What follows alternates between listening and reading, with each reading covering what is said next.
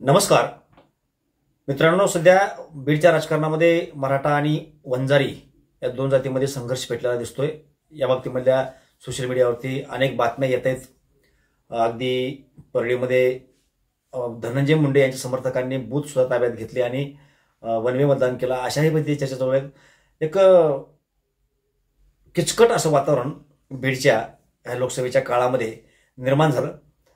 आता हे का अशा पद्धतीने जी काही जातीमध्ये तेढ निर्माण झालं किंवा एक मोठा संघर्ष निर्माण झाला, हा आपोआप झाला की हा संघर्ष व्हावा अशी परिस्थिती निर्माण केली आणि केली असेल तर मग ती कोण केली आणि कशासाठी केली आणि मग या संघर्षामध्ये नेमकं लाभ कोणाचा झाला आणि या संघर्षामध्ये हुरपळते कोण, ह्या सर्व मुद्द्यावरती आपण चर्चा करणार आहोत। तर आपण सुरुवात अगदी मराठा आरक्षणाच्या मुद्द्यापासून घेऊ, कारण आपल्याला टप्प्यानं पुढे जाता येईल। नेमकं काय घडत गेलं हे आपण लक्षामध्ये घेतलं होतं, तिथे नेमकं घडलं काय आपल्याला लक्षामध्ये येऊ शकेल। हे बघा, ज्यावेळेस मराठा आरक्षणाचा मुद्दा उपस्थित झाला आणि अंतरवालीसाठी या ठिकाणी जरांगे पाटलांनी आपलं उपोषण चालू केलं, त्यावेळेला त्यांनी सरकारला मागणी केली की आम्हाला ओबीसी मध्ये म्हणून आरक्षण द्या, कुणबी म्हणून आरक्षण द्या किंवा मराठा आणि कुणबी एकच, ही अशी जी काही मागणी होती आरक्षणाची मराठा समाजाची जरांगे पाटलाच्या माध्यमातून, ती होती सरकारकडे। मग ओबीसी मधील काही समाज जो वंजारी आहे आणि इतरही समाजाचे लोक आहेत, त्या लोकांचा त्या गोष्टीला विरोध दिसला। सुरुवातीच्या काळामध्ये तितका काय विरोध दिसला नाही, परंतु हळूहळू तो विरोध दिसू लागला आणि यांच्या मागणीच्या विरोधामध्ये एल्गार मोर्चे चालू झाले। कारण मागणी करण्यासाठी आणि मराठा समाज एक करण्यासाठी जरांगे पाटील महाराष्ट्रभराच्या दौरे त्यांनी चालू केले आणि सरकारच्या विरोधामध्ये ते बोलू लागले। त्यामध्ये छगन भुजबळ यांनी विरोधाची भूमिका घेतली आणि मग जरांगे पाटील आणि छगन भुजबळ या दोघांमध्ये वाद निर्माण झाला। आता हा दोन व्यक्तीचा वाद होता। यांनी मराठा समाजाला आरक्षण भेटावं म्हणून बोलत होते आणि तेही सांगत होते की मराठ्याला ओबीसी मध्ये घेऊ नका, आणि हा दोन व्यक्तीचा वाद होता, दोन समाजामधला हा वाद नव्हता। परंतु एल्गार मोर्चे घेतले गेले आणि त्या एल्गार मोर्चाच्या माध्यमातून जे स्टेजवरती नेते होते त्यांनी सगळे हत्याराच्या कोयत्याच्या सगळ्या भाषा केल्या, आक्रमक भाषा केल्या आणि त्या पूर्ण जी भाषा होती ती सरकारच्या विरोधामध्ये नव्हती, ती होती मराठा समाजाच्या विरोधामध्ये। म्हणजे जरांगे पाटलांनी जी मागणी केली ती सरकारकडे केली आणि टार्गेट सरकारला केलं। त्यांनी कुठल्याही ओबीसीच्या जातीला किंवा एकंदरीत ओबीसीला टार्गेट केलं नाही, परंतु एल्गार मोर्चाच्या माध्यमातून मराठा समाजाला जरांगे पाटलांना टार्गेट करण्यात आलं आणि मग तिथून एक जातीय रंग तिकडल्या बाजूनं देण्याचा प्रयत्न केला गेला। छगन भुजबळ यांच्या बाजूने किंवा ओबीसीच्या बाजूने जे काही नेते हे एल्गार मोर्चामध्ये सहभागी होते, तिथून हा वाद सुरू झाला। आता ह्या सगळ्या वादामध्ये पंकजा मुंडे मात्र ओबीसी नेत्या असून सुद्धा कुठल्या एल्गार मोर्चाला त्या हजर नव्हत्या, तटस्थ होत्या, किंबहुना मराठा समाजाला हे आरक्षण भेटावं अशी त्यांची भूमिका असावी असं वाटण्यासारखी परिस्थिती होती। आणि मग हळूहळू हळूहळू ह्या दोन समाजामध्ये तेढ निर्माण कसं होईल हे वाढत असं वातावरण निर्माण करणं चालू झालं। आता ह्याच्या मागाला ही जी वातावरण किंवा तेढ निर्माण होईल असं वातावरण तयार केलं जात होतं, हे करणारे लोक होते, तरी सर्वसामान्य मराठा समाजाचे लोक नव्हते किंवा सर्वसामान्य ओबीसी समाजाचे लोक नव्हते। हे होते राजकारणामध्ये लोक ज्यांच्या समोर इलेक्शन होतं, त्यांना निवडून यायचं होतं आणि त्यांचं राजकीय भवितव्य पुढे होतं आणि त्या दृष्टिकोनातून त्यांनी एक वोट बँक लक्षामध्ये घेऊन ओबीसी समाज एकखट्टा करून तो आपल्या पाठीमागे कसा येईल यासाठीचं ते राजकारण होतं। आणि मराठा समाज सुद्धा एकखट्टा करण्याचं काम जरांगे पाटलांनी केले, परंतु जरांगे पाटील हे राजकीय नव्हते, हे फक्त जातीसाठी आरक्षण मागत होते। ज्या मराठा समाजामध्ये आज अनेक लोक पिसलेले आहेत ज्यांना आरक्षणाची गरज आहे, शिक्षण बरंच काही ते घेत होते परंतु नोकरीमध्ये चान्स मिळत होता किंवा मग बऱ्याच उच्च शिक्षणापर्यंत जाण्यासाठीच्या संधी मराठा समाजाला मिळत नव्हत्या, कारण पैसा कुटुंबाकडे नव्हता। आणि ह्या सगळ्या गोष्टीचा एकत्रित परिणाम म्हणून त्यांनी आरक्षणाची मागणी केली, परंतु पुढल्या बाजूने हे असं करण्यात आलं।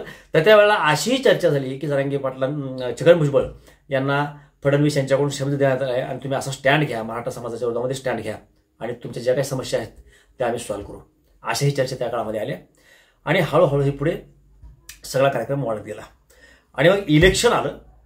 इलेक्शन आल्याच्या नंतर मात्र ज्या पंकजाताई ज्यांनी केव्हाही मराठा समाजाच्या विरोधामध्ये आपली भूमिका मांडली नाही, त्यांनी पहिल्याच बाईटमध्ये किंवा पहिल्या कार्यक्रमामध्ये ज्यावेळेस त्यांना तिकीट भेटलं त्यावेळेला त्यांनी जातीवर बोलायला सुरुवात केली। सुरुवात जातीचा उल्लेख त्यांनी तिथून केला. वास्तवामध्ये इलेक्शनचा जातीचा काही संबंध नव्हता. इलेक्शन हे विकासाच्या मुद्द्यावरती लढलं गेलं पाहिजे होतं. मग ते विकासाचे मुद्दे जे असतील ते, परंतु सरकारकडे बहुतेक ते मुद्दे नसावेत. कारण आज इलेक्शनच्या काळामध्ये आपण पाहतोय महागाई असेल, बेरोजगारी असेल, शेती संदर्भामधल्या ज्या काही योजना असतील किंवा मग पीक विमा असेल, पीक नुकसान भरपाई असेल किंवा शेतमालांचा भाव असेल, महिलांची सुरक्षा असेल, ह्या सर्व ज्या गोष्टी होत्या ह्या सर्व बाबींमध्ये सरकार अपयशी ठरलं अशी लोकांची भावना होती. परंतु सरकारनं यासाठी काय केलंय यावरती त्यांनी बोलायला पाहिजे होतं, पण ते बोलू शकले नाहीत. त्यांच्याकडे ते मटेरियल नव्हतं, अशी परिस्थिती होती. आणि मग निवडून तर यायचंय. मग निवडून येण्यासाठी हे जे कोणी राजकीय लोक आहेत ह्या राजकीय लोकांनी हा हातखंडा वापरण्याचा प्रयत्न केला.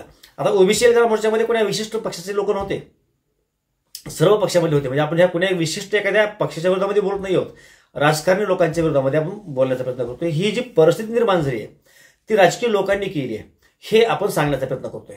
मग त्यामध्ये कुणीही असतील, अगदी मराठा समाजाचे लोक असतील, ओबीसी असतील, अजून कुठल्या समाजाचे लोक असतील जे राजकारणामध्ये सक्रिय आहेत, ज्यांना इलेक्शनला थांबायचं आहे आणि ज्यांना हा समाज एक वोट बँक म्हणून त्याकडे हे लोक बघतात, अशा लोकांचा हा प्रश्न होता. आणि त्यांनी हे तोडफोडचं राजकारण केलं.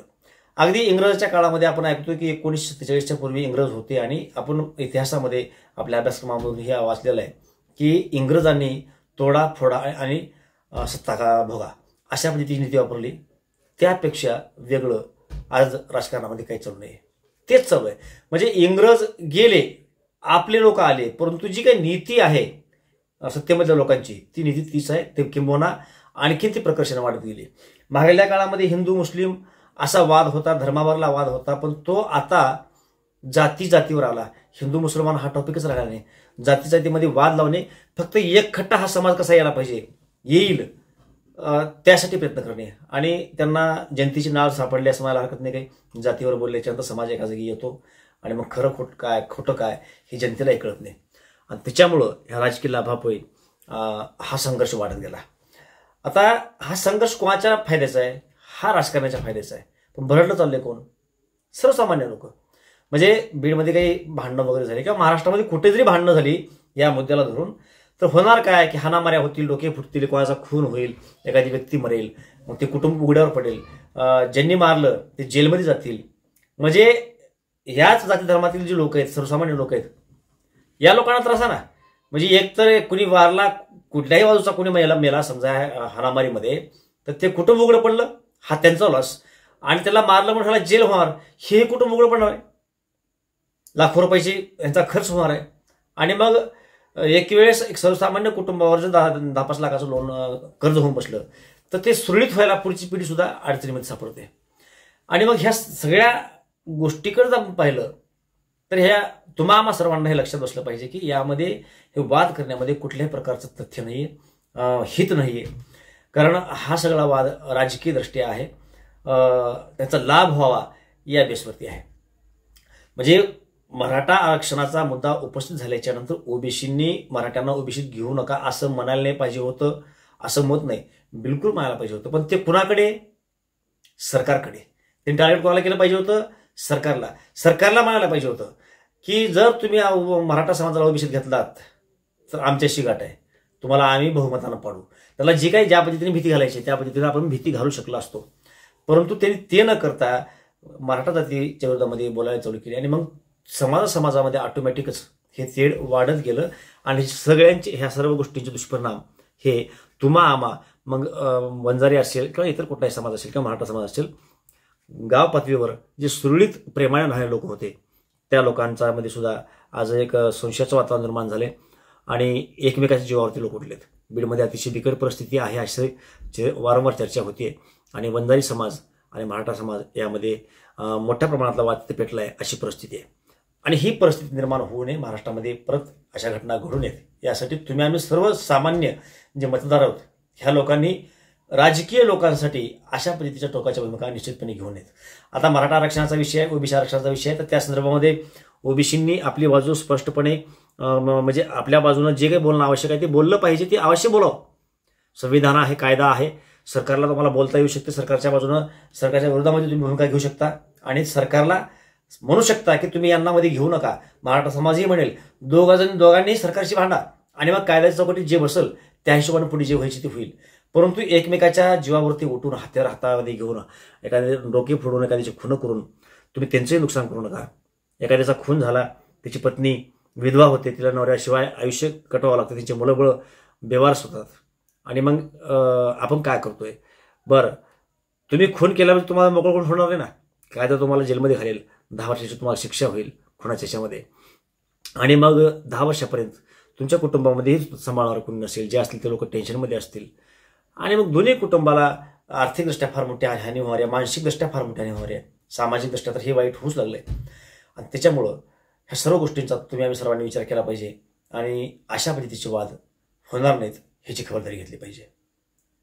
बीडमधील महाराष्ट्रामधील सर्वच लोकांना विनंती आहे, परंतु खास करून बीडमधील मराठा आणि वंजारी समाज दोन्ही समाजाला विनंती आहे की बाबांनो, आपण एकमेकांसोबत प्रेमाने राहण्याचा प्रयत्न करा. आपल्या भूमिका अवश्य मांडा, तर सरकारच्या विरोधामध्ये मांडा. एकमेकांच्या जातीच्या विरोधामध्ये भूमिका मांडून प्रश्न भेटणार नाही. राजकारणामध्ये कोणी एखाद्या वेळेला निवडून येतं, कोणी येत नाही. मागल्या वेळेला पंकजाताई आल्या नाहीत, त्यापूर्वी आल्या होत्या. प्रीतमताई एनी टाइम नेहमी आले आहेत. मुंडे जे काही म्हणजे मुंडे घराण्यातले जे लोक आहेत त्या सर्वांनाच, अगदी गोपीनाथराव मुंडेपासून धनंजय मुंडे असतील आणि हे दोघी भगिनी असतील, ह्या सर्वांनाच बीडच्या लोकांनी, सर्व जाती धर्माच्या लोकांनी डोक्यावरती घेतलेलं आहे. गेल्या वेळेला पंकजाताईची हार झाली, आता या वेळेला हार होईल, जीत होईल, काहीतरी होईल, राजकारण आहे. त्याच्यामुळे हे यश अपयश हे दोन्ही स्वीकारलं पाहिजे, पण त्यासाठी टोकाच्या भूमिका निश्चितपणे आपण घेऊ नयेत. या बाबतीमध्ये आपली मतं निश्चितपणे कमेंटला कळवा. जय महाराष्ट्र.